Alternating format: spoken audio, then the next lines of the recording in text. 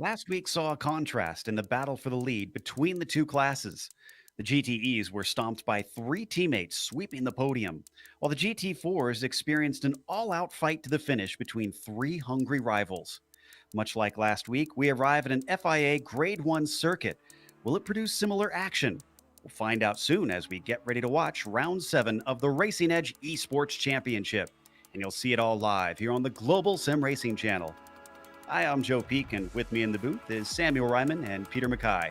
Behind the scenes is our director, Sean Crackers Ambrose, and he's using cameras provided by Dougie Beer. Barcelona is a track known for its fast, sweeping corners. Drivers will have their work cut out for them for sure. Let's head down to our track guide to see how Daniel Morad tackles it.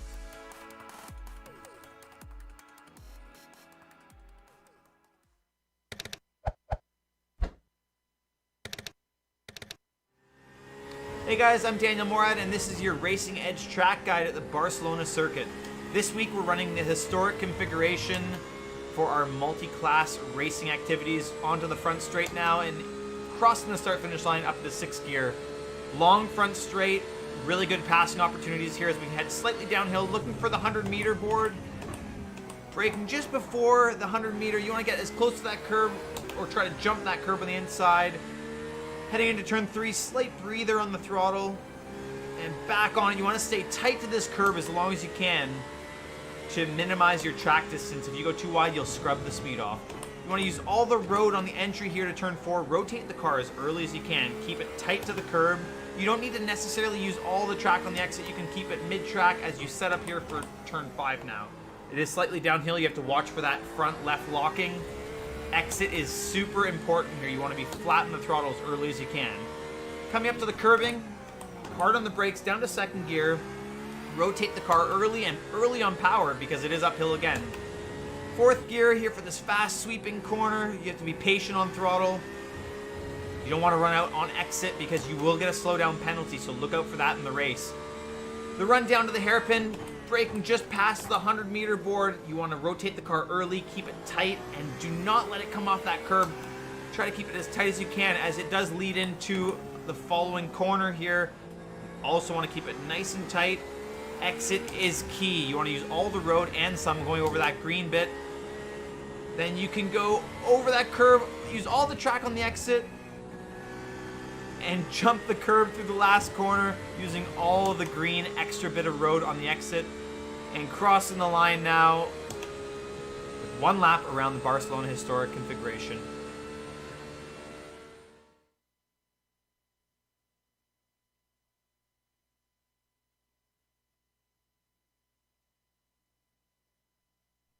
There you see a lap around behind the wheel with Daniel Morad. But Sam, even though I said it's also on the highest level of FIA grade track like last week, this seems like a stark contrast to what we saw at Silverstone. Yes, it is. But most notably, this is not the Spanish Grand Prix circuit that is used in modern racing.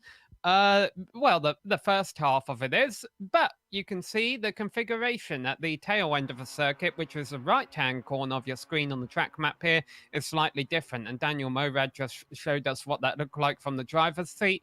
Instead of a hairpin at the end of a back straight, you've got a bit more of a carousel corner.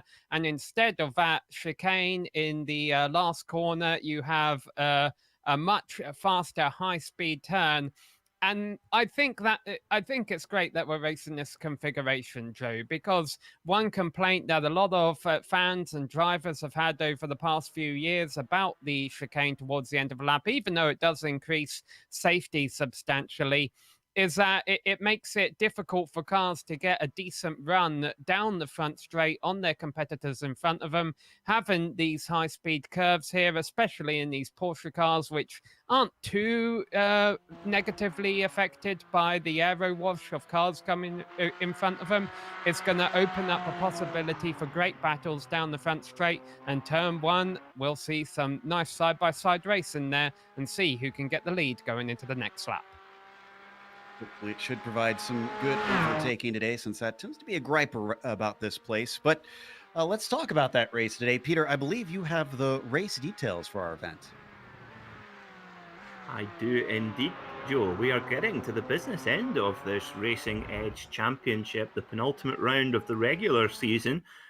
In the race today, you will see the GTE Porsche 991 RSR in the top class, with the GT4 Porsche 718 Cayman joining in the Pro-Am class, if you like. 40 minutes of racing, so no time to rest on your laurels. And as always, as every race in the Racing Edge series, cash prizes for the podium. Probably most importantly, though, a fixed setup is given to every driver. So these cars on track right now are absolutely identical. So no excuses for anyone who's got that gunpowder setting to deploy.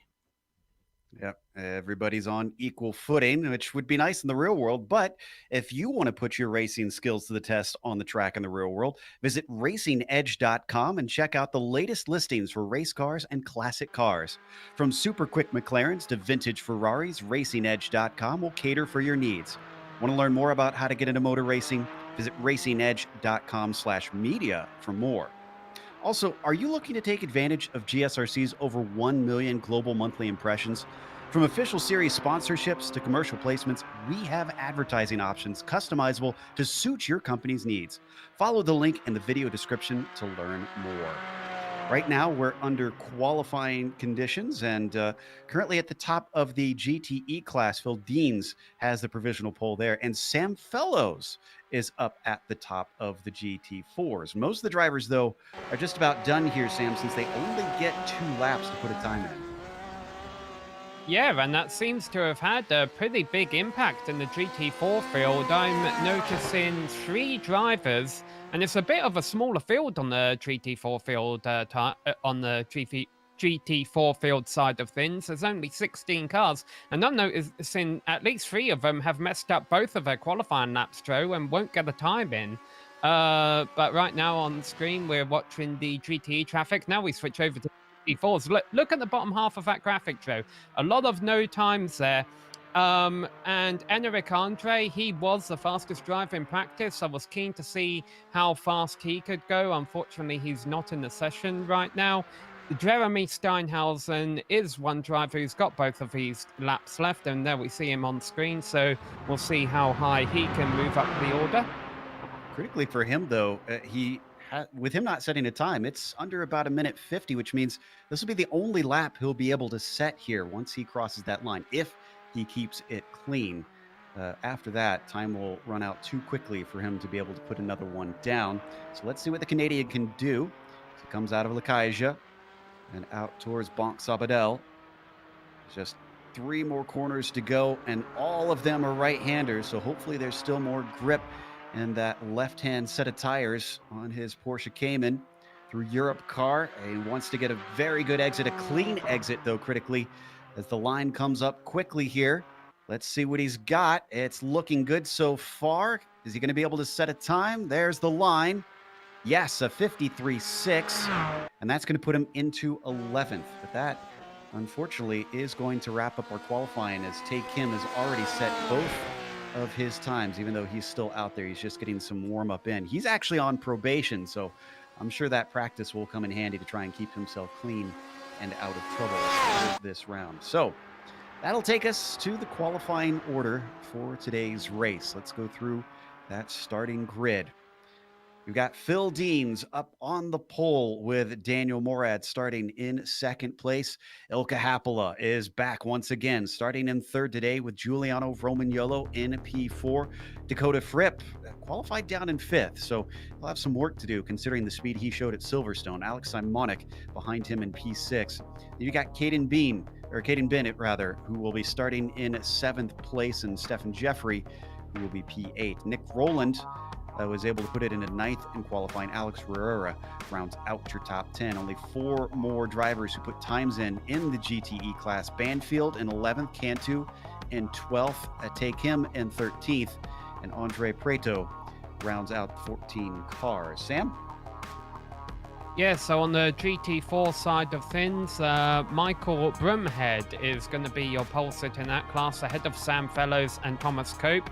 You'll notice that Warren is not in the GT4 class today. He has actually gone over to the GTE class, although I don't know if that was by mistake, because he's currently not in the session. Christopher Bailey will start fourth in the GT4 class ahead of Colin McKevitt. And then Michael Morley. Michael Morley had not qualified worse than third in class all season. Mrs. Silverstone comes back and qualifies sixth. So I'm sure he's not going to be too thrilled about that. Michael Ogren will start behind him, as will Thomas Manning, and then Stephen Sheriff and Brian Zim will round out the top 10. Jeremy Steinhausen, we saw him get his only lap on screen. He qualified 11th, not too brilliant, but he normally doesn't do too well in qualifying, but he normally comes alive in the race. And Charles Bochelle was the last driver to set a lap time. And it looks like the drivers are going to have another extra challenge here today, as it is a standing start, atypical for this series. Hopefully everybody has practiced doing that and are able to get off the line cleanly. Don't want any stalled cars out there on the grid. I believe we're waiting on just about 3 more drivers to get out there, and then we should be ready to go here for today's round. Let's take a look at what they're going to be up against, though, out on this track. 76 degrees Fahrenheit, 24 degrees Celsius on the track surface, but thankfully very, very little wind out there. Looks like the engines are revving and the lights are up. Phil Deans waits for it. Green flag is out. Ooh, Deans not with a great start behind them. Who is that rushing up? I think that might be Daniel Morad, potentially. No, Morad's down to the inside. In fact, he's looking at a potential lead here in the middle. That's Ilka Happala, who's trying to get himself into second place. And that was Simonic, who had the stunning start, who has managed to get up to potentially fourth, maybe third, as he battles with his teammates. So far, so good. And I didn't see much in the way of big incidents into the first corner, although Bailey seems to be slow for some reason. Yeah, Christopher Bailey had the spin in the first chicane, but otherwise Michael Brim. Oh, you've got big trouble down in turn 4. Oh, and it's Simonic. In fact, it's teammates. This is Nico Rosberg and not Alexander Hamilton, but oh my goodness, Dakota Fripp involved in that. Looks like Giuliano Romagnolo. They all cluttered together We're going to look at that a little bit later. Broomhead still your leader and closely chased by Fellows back in the GT4 class. Well, they can't blame any of that on the stand-in start there. I thought the stand-in start actually went well. It just got a little bit wild a couple of turns later. Still great battles for the lead in GTE and the GT4 class down the second. At Phil Deans, who's still fighting with Hapola. The Finn has the inside coming into Bonksabadell. And that's going to give him the inside of the next 3 corners, really. So let's see if he can do anything with it. A little bit of wheel spin. It's going to cost him. Could he really defend from the outside? Yes, indeed, he does. Dean's a little wide, but he holds on to it. Incredible defense. Yeah, great defense there, keeping Ilkka Hapola at bay. And that is brilliant news for Daniel Morad, who's yet to have a podium so far in this series. And he's off at the front. What do you see, guys? Michael Broomhead, the leader in GT4, made a mistake, went off in the infield. He doesn't have any damage, but he lost the lead. Wow, so here's the replay. Was this his own doing here? Yes, it is. Look at that. Cold tires, spins him up, catches it mercifully, but he does... Whoa! Whoa! Well, that was a big jump over that bump to the inside. I don't know how damaged the car is, but it can't be good for it. The Rally 718 came in rallycross car there, just hopping over one of the sausage curbs. And as you mentioned earlier in the build-up show, Joe, this is an FIA Grade A track, so it's suitable for Formula One, but does have big curbs that you can get big launches over. So, well, lots of controversial moments so far with Sam Fellows breaking away at the front, the Porsche Canada driver in the FAF machine, and then the Flying Lizard car with Colin McKevitt leading Thomas Cope. Yeah, he just took that spot away from Cope, I believe. Some more changes up at the front of the GT4 field. McKevitt and Cope. Cope, of course, last week. Oh, as he almost makes contact there with Colin. Coming through Vert. Backs to back off of it, and he gets back in line. I was going to say, Cope was one of the ones fighting hard for the victory last round at Silverstone.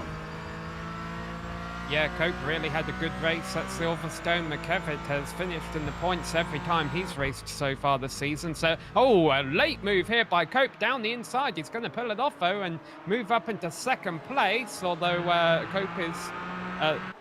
they're going to fight for position still going into the right-hander. And now, of course, as you mentioned at the top of this show, Joe's 3 right-handers. The advantage goes to the car on the inside, but as they do this, it just allows Fellows to run away. Not only that, but Manning to close up. That's the yellow Porsche you see closing in behind them. Thomas Cope finds himself under threat now, and they're on to the front stretch that we were talking about before, where most of the passing tends to take place down into that first turn. Cope with a great exit. In fact, he's gaining back on McKevitt. There you can see him looking to the inside slightly. Colin's going to defend. Late move once again. Sends it down to the inside. Thomas Cope, does he outbrake himself though, or does he have it woed up? He's a little hot into the corner, and back McKevitt goes into second place. Yeah, that was an aggressive move, but a clean one, and it just didn't work out well for him. As you mentioned, allows Manning to run in a little bit. And adding to Fellows' enjoyment being in front of all of it is, of course, the fact that with Warren... and McKevitt really overshot turn 4 there. With Warren not being part of this race, Fellows is going to get a handy amount of points to help him in the championship fight today, too. So McKevitt tight into the corner. Is that going to hurt his exit? Thomas Cope, who squares it off, manages to get down to the inside, side by side into Vert. Tends not to go well. Is he going to fight him? McKevitt thinks about it, but he's shoved off track as he runs out of pavement, although he's not going to be threatened by Manning into the next corner. So finally, it looks like they've settled that one out. As we take a glance at our leader in the GTEs, Dean's still keeping him in touch. They're also being chased by Hapola, who was just going by some lap traffic. That's Steinhausen letting him through. So that's your top 3 here in the faster class. I think we've got enough of a break here. Can we get a glance at the replay on the opening wreck here into Repsol? This involved Roman Yolo. It's ironic. Here it is. I was Lewis Hamilton before that I was referring to, by the way, when my brain decided to leave me. Roman Yolo punting both Simicube cars there. Oh my word, that's and I think if I'm not mistaken, Joe Romagnolo is already on promotion on probation. Is that correct? Yes, he is. Yes, he Ah, is well, it on looked like probation. he just ran into the back of two cars at once. That's I'm almost impressed. I don't think impressed is the word that the stewards are going to go with on that one as we stay with this fight between Deans and Morad now for the lead. Phil's starting to apply a bit of pressure now. It's within 4/10. Yeah, and for Daniel Morad, remember, he has yet to climb onto the podium in the first 6 rounds of the season here in the Racing Edge Sim Racing series. So he'll be really strong. But he has been very, very good in practice all week. He's been posting a lot of fast lap times. But look at that, gamesmanship already, weaving along the straight, desperately trying to break the toe. With these 911 RSR machines, the draft is so important because that car in front, Daniel Morad's car, will be punching a nice big hole in the air for Phil Deans to just slip up towards him. So the battle is very much on here at Catalunya. Right on board with Phil. You can see our GSRC.TV live timing that you can check out at any point during this race because there's a lot of cars out on track to try and cover. These two have our interest currently when they head down into Seat.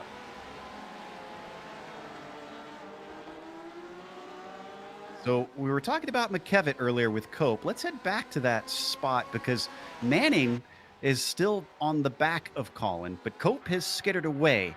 It almost seems like Colin McKevitt is a bit of a cork in the bottle because now Manning's back there. I see Stephen Sheriff joining the bit of a train that they've got. Phil Beans, who is Slad Dojsic, is another one that might be coming up on the back of them soon too. He's not too far back. Yeah, we should point out that the driver for number 44, the graphics say Beans, but it's actually Doshek who is behind the wheel, as you mentioned. Yeah, this has been nice from Thomas Cope to win that battle over Colin McKevitt, but also pull away from him. I don't know if he has the pace to run down Sam Fellows, but Cope has been an incredibly fast driver this season, but his results have been disguised by some of his aggression. He's been involved in a few incidents and spins, but when he has had clean races, he has came home with solid finishes. He's had 2 second places already this season, could be on for a third today, if not more. They're all just going to stay in line here. They continue to tick off the laps. Not really close enough to be able to take advantage quite yet, but they will be caught soon enough by the leaders in the GTE class. Big mistake there by McKevitt, though. He was all over the curve. He overshot that chicane, and that's going to allow Manning to run him right down. Look how close he is now on our gearbox camera as McKevitt can see a bright yellow car just filling up those mirrors. Going to be able to attack down into Lakaja this time through. It's a very tightly packed field too, so if they start battling, not only are they going to have Dojsic closing in, Michael Broomhead is back there by about 1.5 seconds. And we saw he was very, very quick last round. Interesting to see, guys. Sorry, go on, Sam. I was just going to say, Broomhead has also scored points every round this season, has also had solid results and could be fighting for the championship if he gets a good finish. So he definitely wants to try and get one, Peter. Yeah, I'm just saying that for Caden Bin, he has an opportunity as a 2nd place in the championship behind Alex Simonic. And Alex Simonic, he is, he's languishing back in the pack now after that incident, and not his fault at all, just absolutely punted off the track by Giuliano Romagnolo. So, but for Caden Bin, this is a good opportunity for him to try and get a bag of points, but he's languishing back in 5th right now, but he's got the draft of Alex Ellis, who, I have to say, guys, has really come on strong as we see a GT4 car. Oh my goodness me, that is not what the GTE runners wanted to see. It was a GT4 car joining sideways onto the track. Yeah, that was Beinloss who was returning. Thankfully didn't get hit by the two that were swinging through. Been not very strong there through Renault as he lost a little bit of ground. Might still be hard to try and follow as that rear wing does punch a big hole in the air.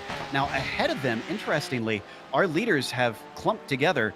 Morad and Deans less than 0.2 apart, and some of that seems to be due to traffic as they've caught a lot of our GT4 drivers. Bailey, they just went by in the gray car that you see, and they are now very close to those three that we saw fighting before, Sheriff, Manning, and McKevitt. Yeah, lots of traffic to get. Sorry, Sam, go on. Yeah, Bailey was one of the GT4 drivers involved in all the incidents on the opening lap. Another driver we should have mentioned who didn't come around to complete lap 1 was Michael Morley. Again, Michael Morley didn't qualify well. He started back 6th in class, but didn't come around to complete the first lap. I don't think that's obviously going to hurt him big time in the title fight.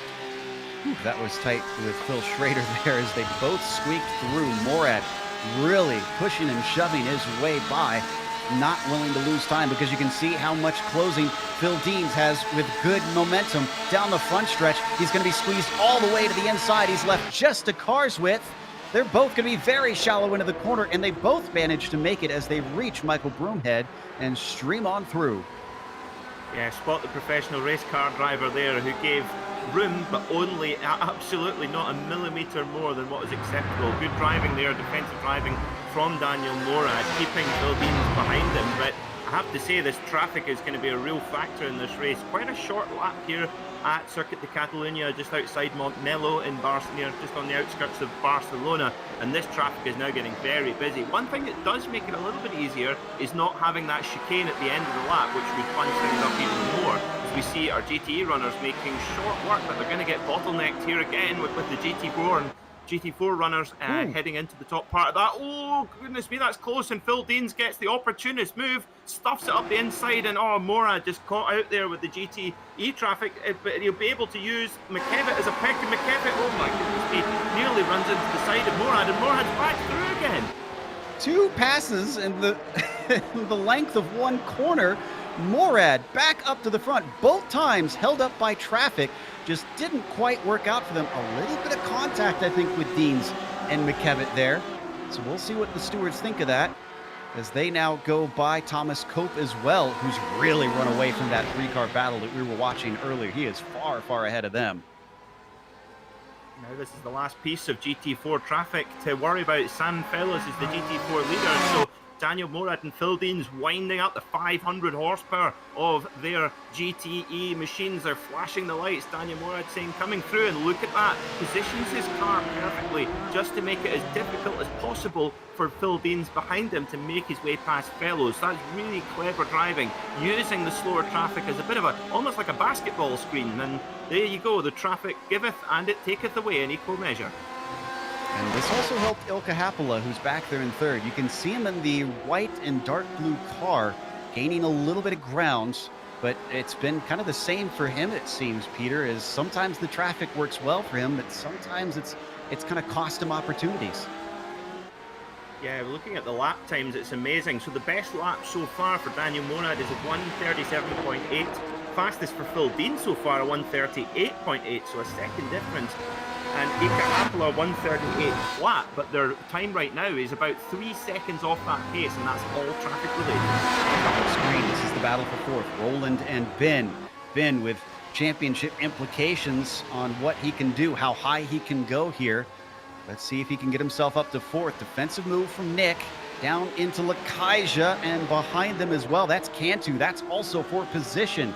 And the white and blue machine, all three right in a line, a little wide into the corner, opens the door for Cantu, but he can't step through.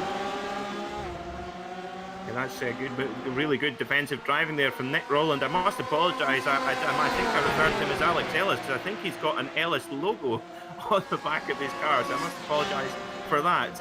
But look at this draft train now. This is, and these 911 RSRs, we got to go to the lead really, really well. Look at that go. Sorry, Phil Deans is going around the outside right now, down into Elf. Morad tries to defend. Was there contact? It doesn't matter which, because Deans is through. Great move there from Deans. That was hard but fair. No contact whatsoever as far as I could see, Joe, and he's through. Now he's got to just put in those qualifying laps and try and break away from Daniel Morad, but his outright pace isn't as quick as Daniel's right now. Let's see if he can let it go. So 1, 2, 3, there is your podium in the GTE class all together. Now that that's settled out, let's go back to Nick Rowland, who's still got immense pressure from Caden Ben and Andy Cantu. They come down into vert. This is a corner that seems to elicit mistakes from drivers very easily. Oh, and there you go, right there, way off the apex. Nick Rowland loses speed. Ben tries to take advantage of it, and unfortunately, he has to back out in the next right-hander. Been right on the gearbox there of the 911 RSR of Nick Rowland. Is he going to have a look here? Rowland goes defensive. Rowland got experience in go-karts and in the genetic GT5 cars here in the United Kingdom, and tell you what, doing a grand job. And look behind. Oh, goodness me, that's Andrew Waring. Look at it. Progression. Oh, my apologies. No, that's looking at the timing screen along. My apologies. I think it's Alex Herrera who's behind. Or no, sorry, Cantu. My apologies. I'll get it right. Third time lucky. Third time lucky. It's Andy Cantu. Sorry, Andy. I'm having a good day today, aren't I? And now the graph train's still the same order as we were on the last lap. There's only 40 minutes to cover this, so it's easy to get mixed up out here as the drivers come down into Elf. Ben closes, but he doesn't make an attempt. I feel like we've seen more passes in corners other than Elf around here, which is frankly a little bit shocking. Another poke of the nose here into Renault, but doesn't produce anything. They come up Sometimes to Repsol. Sorry, sometimes the left-hander of Worth. Sometimes the left-hander of Worth that we're just coming up to now. We're coming around Seat Corner, of course, a Spanish manufacturer, and we head through to Worth. Here, you can, if you want to, stuff it up the inside there and kind of go for the block pass, but requires a little bit of aggression, which we have seen a few drivers deploying that particular attribute a few times throughout this series. Looks like a little bit of a better exit for Rowland this time. Been not as aggressive into there, but seeing two very different lines in most corners between these two cars. Ben, he might have a good opportunity. Rowland's been defending almost every single lap here into Lakaja. And this time he does once again, still denying Ben. Look back at the front, Phil Deans 1.2 seconds ahead of Daniel Morad. So that pace that we were wondering if he has. And look, Caden Ben's going to have a look up the inside at the corner where Valentino Rossi stuck it up the inside of Jorge Lorenzo in 2009. Is he going to replicate it with four wheels? Whoa, not far about it, but he's right on the gearbox here as they go past the GT4 runner. Caden Ben does have the run down the four straight. They're going to go three wide down here. Look at this. Three wide with Cantu, with Rowland and Caden Ben. It's all going to be last of the late breakers. Oh, Cantu. Oh, and Rowland late on the brakes, but Ben, can he get it done? He's got his nose in front. They head through round to Renault corner. Oh, and look at that. Cantu's going to have a look up the inside, but no, but Ben is through on Rowland. Oof, my goodness. Rowland almost got tipped by Cantu as he started to lose the car. This time, though, he goes deep into the corner. Somehow doesn't get overtaken. Nick Rowland clearly having his hands full. He's lost one position. He's trying to prevent himself from losing another. If you're wondering what happened between Deans and Morad, well, those two have separated. It is 1.2 to 1.1 seconds between the 16 and the 70. Deans has said goodbye. Interestingly, they're still lapping quite a way off their outright ultimate pace. Their fastest lap over a second slower than what they've both been capable of so far in the race. So perhaps the track temperature rising, or just the heat of battle making them make the odd mistake under the pressure. Who knows? Yeah, look at that. The track temperature's gone up a little, about 3 degrees centigrade, but probably not enough to make such a difference. But we'll see how that progresses over the rest of the race. We're just going past half distance already. My goodness me. And look at this. Caden Ben out the front of this pack in the red and black machine. Oh, big wobble over the for Cantu. He's going to get wide here, and that's going to kill his momentum going down the back straight, the front straight, sorry. I wonder if it killed the underside of the car, too. He went straight into the end of that sleeping policeman there. Lost him some time. Thankfully, he kept it on the track, at least once he returned to it anyways. So, your order now, Deans leads, Morad second. Happel is still in third, by the way, in hassling Morad. Ben fourth, Rowland fifth, and Cantu in sixth. Back down in the GT4. Sam, we do still have that class here. Sorry we haven't gone to you in a while. Well, I think you're coming back right on time, Joe. Things are starting to get interesting for third place again. They broke up a little bit as the GTE cars went by. Most notably here is that Stephen Sheriff has made it up into fourth place by Thomas Manning. Sheriff really having a good race so far. He started ninth, he's up to fourth. They've got to let a GTE car by here, but if he gets a good enough run at any kind of point, he can start taking the fight to McKevitt for third place. Because as you mentioned earlier, McKevitt was kind of holding up a train, but he's doing a whale of a job of holding on to third position, as it looks like Sheriff having a little bit of connection difficulty. But we'll see if now that 993 is in fourth place, if he can do anything about the number 14 that Manning couldn't do earlier. I'm watching both this and our second place battle in the GTEs. Let's stay here for now. But I can tell you that Ilka has been glued to the rear of Daniel Morad ever since the pass was done for first place. Meanwhile, as they work their way around Repsol down into Seat here, downhill braking. We've got another little battle happening behind them, and that is with Doisic and Broomhead. Broomhead, did he just make contact there going into Seat? I think he got on the brakes well enough not to get in the back of him. You might see some damage to the front end of Broomhead's car, but that's from earlier. That's from when he was leading and went over the curbs. Right, Ilka Happala just had a big save into Repsol. Monster save from the number 18. Let's look at the replay here. He was getting closer and closer. Maybe got a little too close here. Let's watch.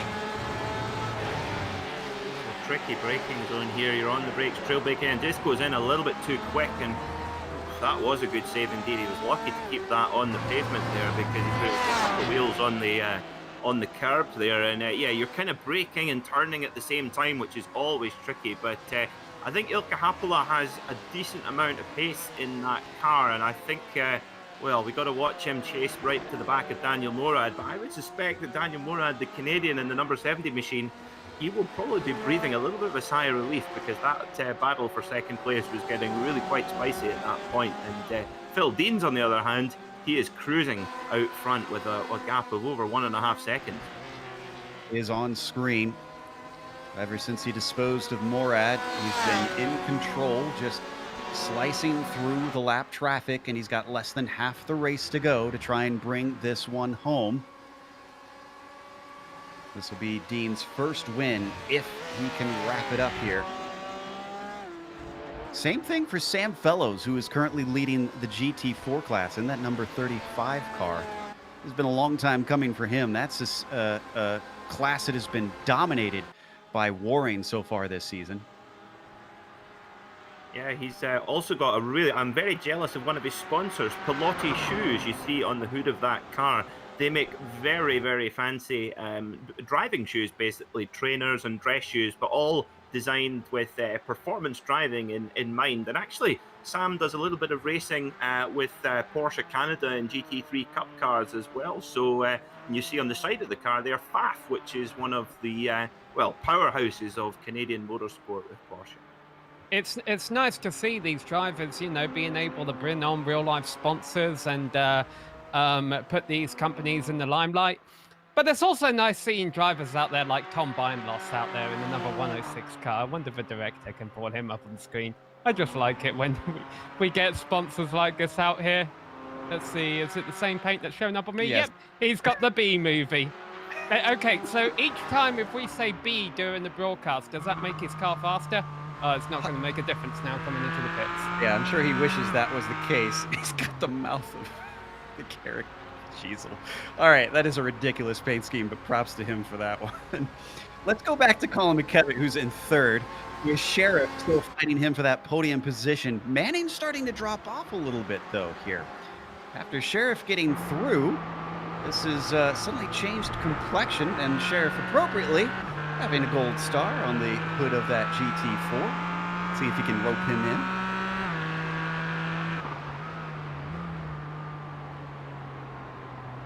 Down through that ball one more time. Keeping it within about 3 Oh, tenths Broomhead. here. Broomhead's had an incident again, but he saves it.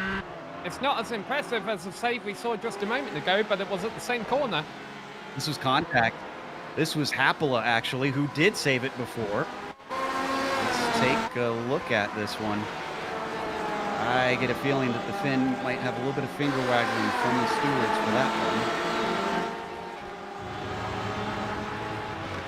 He's trying to go around the outside. He just turns into him. Yeah. No room at all there from Hapola. I agree with you there, Joe. That is really unfortunate for Broomhead. Just absolutely nothing he could do there. He had the car pointed into the corner, and Hapola just basically carves his nose off it. There's no...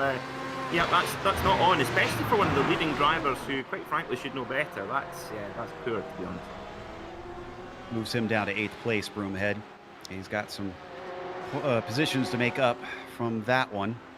What if we could go back to Cantu and Roland? We were watching them battling before. They're dealing with a lot of traffic here. That was Doisic, actually, that they just went by. Boy, they were within a car length of each other before that little bit of interruption. Now they've slipped apart to about half a second between them as they run down the front stretch. More traffic to come up in front. Ben is the next one, but he's got to get by Thomas Manning and the battle that we were actually watching not long ago, Sheriff and McKevitt. Just a little update on Alex Simonic, our championship leader. He is now up to 8th spot and now battling for 7th spot with Stephen Jeffries. So he is actually on a bit of a recovery drive after unluckily getting involved in that little incident. There he goes. There you go. Perfect timing. There he is, side by side with Jeffrey, and Jeffrey's not going to let him have it. He says, "Oh, no, I'll have a go at the king here, no problem at all." And Jeffrey's going to say, "Do you know what? I'll even just get a little bit of a GT4 pick on you. Why not?" But Simonic says, "No, thank you." Oh dear me! Oh my goodness! That is. I don't know which move's more controversial, the one on lap 1 or there, and Stephen Jeffrey getting involved in trying to outbreak the championship leader, and well, that is exactly how that moves up. How do you see this one, Joe? Well, I'm pretty certain that Alex is going to be steaming right now. I mean, I have to put that one squarely on the car behind. The car was ahead. He was defending. He was to the inside. He just found himself plowing into him, and poor Simonic went back down to 10th because of it. Well, watch out. The next 11 minutes, provided... Well, no, oh dear. That car looked very second-hand. And if you're new to iRacing or SimRacing, first of all, welcome. But the damage you see on the car, that will have a direct impact on the performance of the vehicle, just like it would in real life. So that's controversial. And interestingly, that is Stephen Jeffrey. Is he let Simonic by there? Has he waited for him? Yeah, I think I'm afraid you're still going to go to the headmaster's office, I'm afraid, young man. Yeah. He's going to give him the spot. Now, what's happening here? Is this lap traffic? No, that's Banfield. Simonic's actually fighting for position here. We're almost looking at 3 wide, maybe even 4 wide with the lap traffic. Doisic trying to stay out of the way. Oh, and Doisic is going to get hit. Doisic is hit from behind. That was Andre Prado, who was coming up to the slow GT4.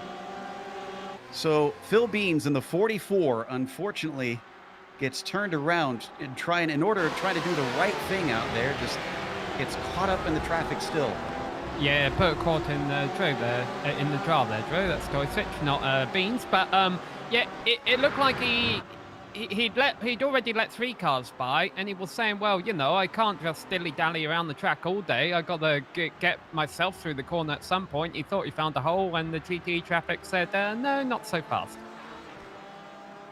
Man, it's a little bit controversial out there today as we come back here to some of our battles in the GTEs.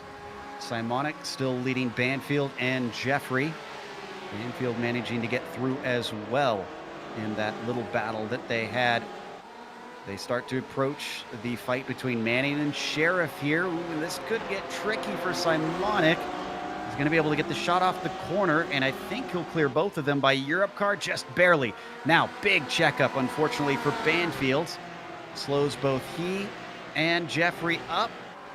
They come onto the front stretch once again to try to resume the fight. Yeah, looks Simonic's car, funny, going around Europe cars, his car looks a bit like a rental car right now with all the damage on it, and none of which has been self-inflicted. So I hope he took out the collision damage waiver insurance before taking it back to the hire car depot. Boy, I hope we don't have to pay for damage here on iRacing whenever we That's get the it. joy of SimRacing. Yeah. Back out of Renault one more time. They start to spread apart slightly. That battle that we were watching before between Cantu and Roland is sticking together, though. And that is for 5th place in that class. So you can see them now as they work their way down towards one of the prime passing spots into Lakaija. There's some really interesting corner names here at Catalunya. You've got Lakaija, which is a bank, Repsol, an oil company, Seat, a car manufacturer, Europe Car, a hire car company, and New Holland, they make tractors. I'm imagining it's from famous billboards around the track where they've almost kind of sold the corner name when they put the billboards up. Something very similar to what they did, I believe, at Zandvoort. True, although those, some of them have gone back to other names, from what I've been told. Johan Vanderbilt dutifully correcting me, thankfully, because he's a local, letting me know what they usually go by. Harry Luyendijk, of course, it was still the fastest man ever to qualify at Indy 500. He, the final corner, which is a little bit like the end of an oval coming out at Zandvoort, that's named after the great Harry Luyendijk, who actually set that qualifying record in the same year that our very own Richie Hearn made his Indy 500 debut in 1996. A bit of a bobble there from Roland, who we were watching on board with, coming through the first few corners. Sorry, Sam. No, it's okay. I was going to ask something, and then I realized what was wrong. So let's stick with the action that's happening out on track. Only 7 minutes left to go now. Our two leaders. 7.5 minutes remaining in this race. Hildeens is your leader by 4.9 seconds from Daniel Morad. His best run of the season so far. He's managed to keep Ilkka Haapala at bay for now, leading him by 1.2 seconds. So looking strong for Daniel Morad, the Canadian, to get on the podium for the first time, just at the crucial moment as we reach the end of the season here in the Racing Edge SimRacing Championship. See Sam Fellows now 5 seconds ahead of Thomas Cope. Makes me wonder, Sam, if Thomas had managed to not be held up those few moments, would he had maybe a bit of a better chance to hold on to the back of Fellows? Because admittedly he's dropping off, but I wonder if the draft would have been enough. Yeah, it could have been, but Fellows has just been running away all of a race today. I mean, it's no... You know, maybe you could say he got lucky in that Broomhead made a mistake, but he pressured him into that mistake. And honestly, Broomhead has had an ugly race thereafter. He's had, obviously, his difficulties with lap traffic, but he's just been unable to make passes. There haven't been a whole lot of passes in the GT4 class today without drivers having to get a bit aggressive. So, you know, maybe you could say that Fellows has kind of been on top ever since he qualified up towards the front, and it would have been hard to pass him. But whatever the case, Fellows has yet to take a win so far this season, and I think this is going to be a very deserved victory if he can pull it off, although there's no saying what can happen here in the last 5 minutes after all the drama we've seen out there today. Qualifying, I was just looking through, and one of our biggest movers was actually Andy Cantu, qualifying in 12th in the GTEs. And we've mentioned him before in his fight with Roland. He's up to 5th right now and climbed to the top 5. Apparently no easy feat, because everybody else around him is relatively close to where they started.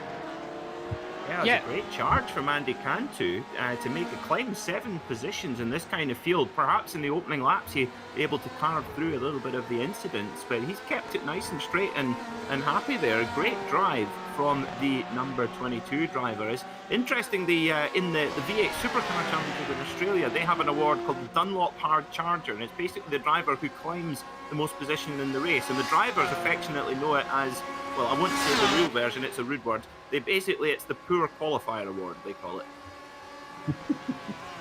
I still say that if they want it to be TV friendly, they should go for the Sandbagger Award. But so now down to 4 minutes left, and I can tell you that Phil Deans is not completely out of the woods. He had to take a little bit of evasive action to get around Brian Zinn going off the track out of Renault, but wasn't too big of a drama, not worth a replay. 16 still has to keep his head up. That's the thing with multi-class sports car racing, it's never over till it's over, and the amount of times where tripping up over a slower class car can really affect you. So let's see, what have we got going on here? We've got a battle between Jeffrey and Simon. Again, they've come together again. Cue the alarm bells. And also got Prado back there. I'm sure he'd love them to continue that fight they were having before. But Simonic, who approaches the back of Jeffrey, moves away through the traffic, and he's very fast through Vert, almost pushing him up to the next corner. Doesn't decide to try and get aggressive through there. Backs it up a little bit. Try something into the pleasure, maybe? Nope. Once again. Oh, maybe he does. He pokes his nose. Comes back to the racing line, though. Tell you what, he's showing good restraint to maybe not just, just let off the brake at the last part of the braking zone and just nudging Jeffrey out of the way. But that's why the championship leader doesn't mind getting involved in silly skirmishes. But goodness me, Alex, this is really odd actually, because we've seen Alex Simonic just steamroll his way to victories in every race he's taken part in this series. He's really been very impressive. But today he has not had it his own way, and through no fault of his own, in fact. Rick Wall, who is their main steward, he's affectionately called Ginger. I don't think he would really like it if someone let off the brake going into the break. Something like that is they're 3 wide down into Vert, and still somehow able to come out the other side. Impressive stuff. Broomhead has been trying to pull off that move for a while, so now he's finally got it done. We'll see if he can hold onto it, though, because Bailey could try and make something happen on the inside here if he really wanted. And he wants to. And He wants to go. he gets chopped off as Broomhead gives him just enough space and now takes it down to the apex. Fair fight from both Christopher Bailey and Michael here. Yeah, I'm sure Broomhead's still not thrilled about the fact that this is a fight for 7th position. That is certainly not the pace that we're used to seeing from him at all. As they come down with less than 2 minutes left to go. Where is Deans? Deans got 2 laps to go himself as he's already crossed the line. Caden Bin using all the road and more there, going round the outside on the exit of the final corner of the GT4 traffic. Perhaps got a little bit caught out with the closing speed there, but through safely. But yeah, that made for an interesting onboard shot there. I don't know if we caught that on the broadcast. But Caden Bin through safe and sound, no marks on his car on the 23 machine, and he'll be bagging a decent amount of points. 4th place, just outside of the paying position. Remember, our top 3 drivers in class do get a little bonus check for their efforts today. This is a battle for 3rd in GT4 on screen, and what's about to make this very interesting as Sheriff makes a bit of a mistake there is you see the headlights in the back. That is our GTE leader. So the GTE field is about to work its way through the GT4 leaders in the closing moments of this race. Right on board with Deans. Well, very late on the brakes, and he's gonna manage to get to the inside of McKevitt. Great heads up from Colin. I'm not sure how happy he is about that, but he managed to both keep from losing a place and keep from losing the car. Boy, he came from a long way back there. So, yeah, Deans is about to get the white flag to start the final lap. He'll go by P1 and P2 in GT4, so they're starting their final lap too. But the battle for 3rd is going to be where it's at in the GT4 class in this final lap. Right there. Came across the line, so white flag is out. As we watch McKevitt. Still got more of them coming on by. That's Daniel Morad. He's in a fight with Happelov. This is for 2nd place. Ilka's not given up. He's clawed it back together, but can he make a pass with only 1 more lap to go? They're going to leave them be. A little bit of a holdup from McKevitt there through the first couple corners, and Elf and Sheriff is now within 0.4 of a second. Yeah, Ilkka Happila really has run Daniel Morad right down. He was a number of seconds, 3 or 4 seconds behind not that long ago. And he's closed the gap right down, and you know that the Finn, he is going to make a move. He's going to at least try to get that second position and that little bit extra cash in this race here in the Racing Edge series. But McKevitt in the Flying Lizard machine, Sheriff goes up the inside and contact. Oh, dearie me. Both of them around. It means the fight behind them, which is, no longer a fight. That's Manning, who is able to get through, and he's going to get the money. Oh, my goodness. Yeah. We'll go and look at that in a little bit as we watch Morad still being challenged by Happila. That's really his last chance. Oh, he was a little wide with the lap traffic there. Not much more that he can do from here. All he has to do is keep it on the racetrack, and I don't think Ilkka will be able to get by. Let's go to Phil Deans. There he is on screen. The number 16 takes his first win of the season here in Barcelona, Spain. Fellows is right behind him. Sam Fellows in the number 35. A long time coming, but he takes victory in Spain. Yeah, that's his 4th podium of the season, the first one on the top spot of a podium. Cope will get 2nd in GT4 class, Manning will get 3rd, and McKevitt will get 4th ahead of Sheriff, and I'm sure those two are best buddies. Oh yes, I can. I wonder who's going to get the invoice first for the missed prize money. If it's going to be McKevitt or Sheriff, because I'm sure they've both got their own opinions over who was at fault there. But I've certainly got a clear idea. The Sheriff sends it up the inside and nearly turned McKevitt over onto his roof there. I believe that is it for our battles out on track. So, as we see some celebration from Phil Deans down in Repsol, we're going to take a bit of a break here. We'll come back with the unofficial results as well as driver interviews. Stick around because on screen you'll see all the upcoming races here on GSRC.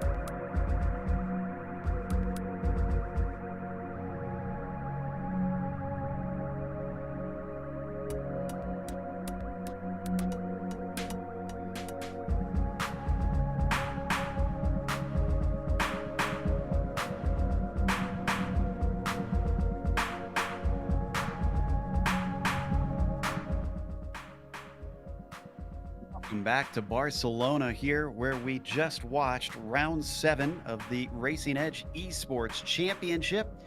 And we've got 2 new winners. How about that? Phil Deans took the victory in the GTE class. Daniel Morad came home 2nd behind him, a bit distant compared to many of the drivers, 5.5 seconds once he got past in the end. And then Ilkka Happila wound up taking the last of the cash for the podium spots there in 3rd. Caden Ben, not the race I'm sure he would have liked to have, but he still took points over his main rival in the championship, Andy Cantu, from 12th to 5th. Hard charger up there in his class. Nick Rowland was P6 in the end. Dakota Fripp, unusual race for him today. He's tended to be very, very fast, vying for wins when we've seen him, but today not so. He was in 7th.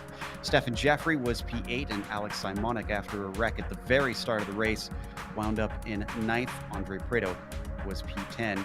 Ross Banfield wound up in 11th with Tay Kim in P12, and Giuliano Romagnolo all the way down in 13th from starting 4th. Sam? Yeah, and then our winner, as you mentioned, for the first time this season in GT4 was Sam Fellows. Thomas Cope comes home in 2nd place, and Thomas Manning was gifted 3rd place at the end there. Colin McKevitt and Stephen Sheriff, fortunately for them, they were still able to finish, but 4th and 5th, not sure how thrilled they will be about that. Michael Ogren, I wouldn't say he had a quiet race, but I definitely don't think we mentioned him a whole lot. He comes home in 6th in class ahead of Michael Broomhead. He is definitely not going to want to remember this race fondly. Christopher Bailey was 8th in GT4 ahead of Phil Schrader and Brian Zinn, who round out the point scorers.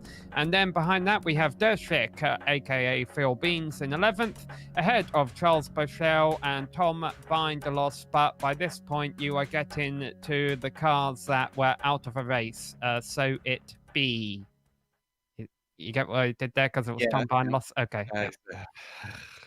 Anyways, as we get to our interviews, we've got our winner here from the GTE class, Phil Deans, joining us. Phil, it seemed like you really had to fight for a little bit to try and hold on to that, as you had some drivers challenging you. But boy, once you got clear, there was just no catching you.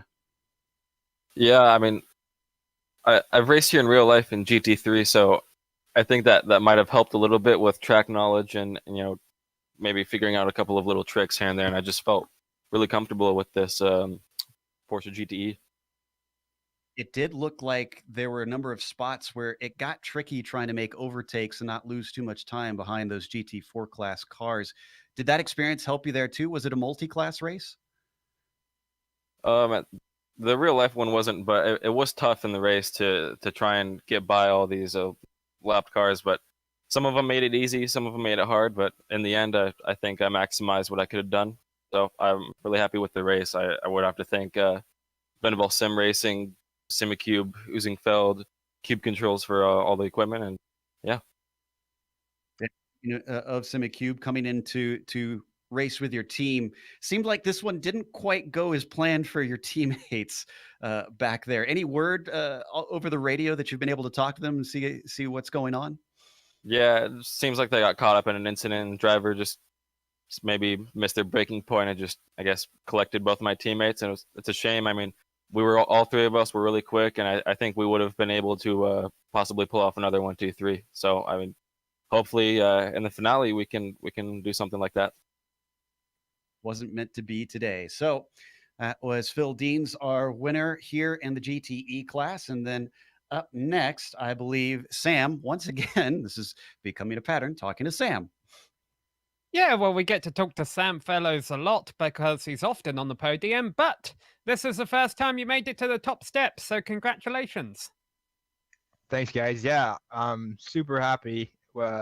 It was definitely, a little weird to start with that standing start, but I saw it as an opportunity, and so maybe a little bit of a welcome little change for some of the issues that I've had in the past. So I took it as it was. Yeah, so it seemed like the run down into the first corner was clean. Then there was an incident in turn 4. But of course, the defining moment, as far as you are concerned, on the opening lap was when Broomhead lit up his tires towards the end of a lap, and you took over the lead from that. Do you think that could have been because of a standing start where the tires a bit extra cold? Yeah, I think definitely that was the factor there for Michael. Feels super bad for him. I think I'm happy to get the win, of course, but I think it would have been a good race between us. Maybe a little bit more exciting, but I think he got super wide into one of the corners there and tried to get back on throttle maybe a little too early, and it just spun around on him. So the first lap was super difficult just with the absolute cold tires, and this car doesn't have a ton of downforce, so you're really relying on that mechanical grip. And it was interesting, that's for sure. Going on from that point, obviously, a win brings you home 25 points, which is good in the championship, especially with Andrew Warren being in a GTE car and then a no-show today. Do you know what was going on about that? And even if so or if not, that's still, a good day for you in the points hunt. Yeah, the way I understand it is there's going to be a shootout. You have to race your way into the shootout for the championship. So I think Andrew is not obviously in danger of missing that shootout. That's at least the way I understand it. And so I think he just took it as an opportunity to go to GTE. But he texted me that his computer crashed. But Andrew as well, I think, he's been the class of the field, and so I definitely benefited from that today. So just a few things kind of, few stars aligned here for me to get the win, and kind of weird circumstances, but happy to do it. Hey, a win's still a win, and you earned it today. Who helped you make it happen for you? Well, I've tried to bring some of my real life racing sponsors into the sim racing I've been doing. Not a lot of road racing going on in Canada. So just shout out to all the sponsors in real life at Durham Tourism, and also my family. I know my brother Patrick and his girlfriend. My nickname is Scott and Pippin for her. So that's that's an inside joke, but shout out to the homies. So thank you very much. All right. Well, congrats on the win, Sam. We look forward to seeing you next race in Belgium. Next, I believe we've got Peter Mackay, who's caught up with the second place finisher in the GTEs, Daniel Morad. Hey, what's going on, guys? Nice to be back here, finally. Well, we were wondering when you were going to come and join us, Daniel. Your first podium of the season, and we've been on all these wonderful tracks in North America, and it takes a trip to sunny Spain to get on the podium. Tell us about that brilliant race today.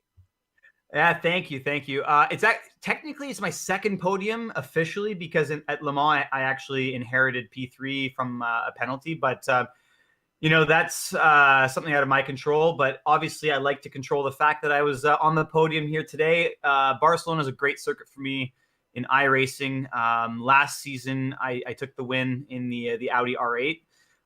From pole to the checkered flag. So this time wasn't as clean cut. Started P2, made a mistake in qualifying, but to be fair, I wouldn't have touched that lap by Phil.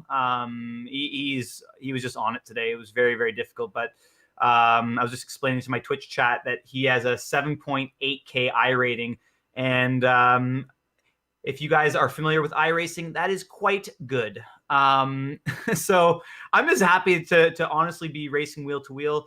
I just wanted to give a shout out to my chicken kebabs that I had earlier, because clearly that seems to be the key to success. But in all honesty, I actually just upgraded my equipment to triple monitor setup, and to be fair, I think that's kind of unleashed a little bit of speed. Unfortunately, last week at Silverstone, I had the pace in the race, but I had an incident in the first lap. And it was kind of my fault, because I didn't really see Ilka beside me, and I kind of drifted over and we hit. But listen, this week, super happy to be on the podium, to bring home the $95 US to help pay off those monitors. But yeah, really just happy with it overall. You heard it here first. Triple monitors and a chicken kebab. That's the way to the podium. that's the advice. Who knows? Mowing the lawn track is also key, because you want to make sure the landscaping is done. You need to get the MoRad tractor, okay? Make sure the landscaping is immaculate, and then you can just go and do business in the race.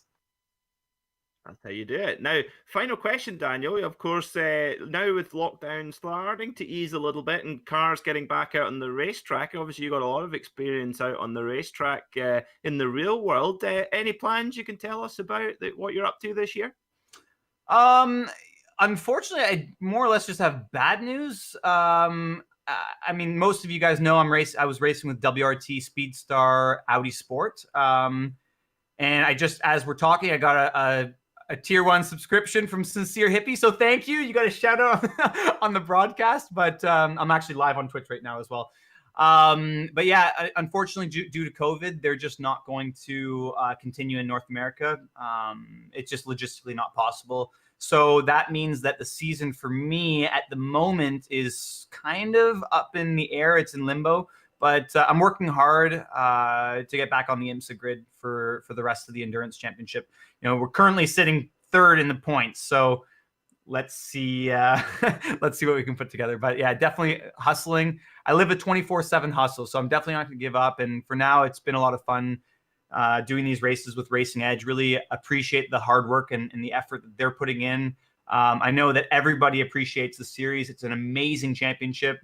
If you guys are watching at home on the broadcast and tickle your fancy here, it's free to join and you can win some prize money. So yeah, overall, a lot of fun. Love spending my time doing this for now, and looking forward to every Tuesday and hopefully every weekend in the near future if I'm back in a real car soon.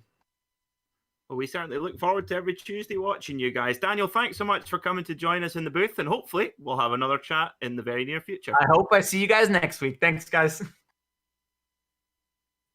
Daniel Morad, definitely in a chipper mood, it seems. And I have to imagine Thomas Cope is at least in something of a chipper mood, managing to come home with second in the GT4s. Thomas, it looked like off the start, you didn't quite have the best run from the grid. Were you caught off guard by the standing start there? Yeah, I would say I was caught off guard. I kind of didn't expect the standing start. I didn't have my clutch mapped, so when I did, because I do left foot braking, so for the start I would have mapped the clutch, unfortunately, if I knew it was happening. But it is what it is. It caught a lot of people off guard, and luckily I was able to bring it back and get past a few cars to get back into P2. After that, you and Colin McKevitt, quite a battle there early on in the race. You sent one up a little bit hot into the first corner, though. What was going through your mind during that? I knew Sam was a quick guy. I knew he was going to get away, so shout out to him for bringing the heat in this race and bringing home the victory for him. Got to give him good congrats. But I knew I potentially could have had a bit of pace catching up to him and keeping up with him at least. So I knew I had to get in front of Colin. He was holding me up a little bit. So if I had any chance for P1, I just thought, let's get in front of Colin and get up there and carry on. And unfortunately to hear what happened at the end, losing his positions, but that's obviously all a part of racing. And we'll see if there's any protests from it for next week's race. Of course. Now, next round, we're going to Spa, another place that's a very, very fast track. You looking forward to that one? I do love my fast tracks. Obviously, I did well at Silverstone, which is quite a fast track. So I'm hoping to be able to bring the heat during Spa. Plus, I feel like I had a little bit of an advantage doing the 24 hours of Spa with my iRacing team, Team Oblivion. So shout out to them. They've really done a lot of help for me for this round as well. A couple of the guys doing private sessions with me for race simulation, and a couple of them also trying to participate in the series as well. So shout out to them, and I hope they do really well if they do get into the next round. Absolutely. Well, again, congratulations on second. We kind of wondered if you had something for fellows to try and catch him if you weren't held up, but we'll see if you get another chance at Spa, and go enjoy a little bit of cash in your pocket. Will do. Thank you very much. Got one more interview to go here. We've got third place in this same class, GT4. Sam has caught up with Thomas Manning. Yeah, we'll move Thomas into the booth here. Here he is. Thomas, we get to speak to the top three finishers each race. You probably didn't think we'd get to speak to you until that final lap. No, I had no idea I was going to be here. I watched those guys in front of me right there at the end, and shame how that ended for them, but I'm happy to be here. Now, it looked like McKevitt was holding up a little bit of a train for most of the race. You were all bunched up behind him, but unable to get by. Was that what was going on? Was it hard to pass out there? Yeah, this is a very difficult track to pass on. I definitely felt I was held up a little bit, but at the end of the day, I know I'm not the fastest out there, so I was very happy to be able to keep up with them at the time, and come in third is amazing. Yeah, this is only your third race of the season, and you've got a sixth, a fifth, and now a third. So you say you might not have the pace to keep up there, but you certainly seem to have consistency. I know you came in kind of late into this championship, but is the idea to come back next season and maybe contend for the title fight then? Yeah, as long as Racing Edge keeps this up, I will definitely be back and look forward to another season to where hopefully I could come in the beginning and score more points to hopefully get up there at the end. All right. Well, your last interview of the day here, so we're about to wrap up shortly. But before we let you go, anyone you'd like to thank, and what are your thoughts heading into Spa? Well, I would love to thank Daniel Morad for helping with the series and putting it out there. That's how I knew how to join, and definitely Racing Edge for putting this on for us.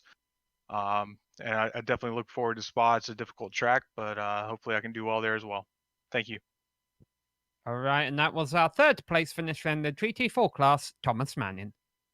That's going to wrap up our interviews here for the broadcast. And before we go, we want to ask you one more time, are you looking to take advantage of GSRC's over 1 million global monthly impressions? From official series sponsorships to commercial placements, we have advertising options customizable to suit your company's needs.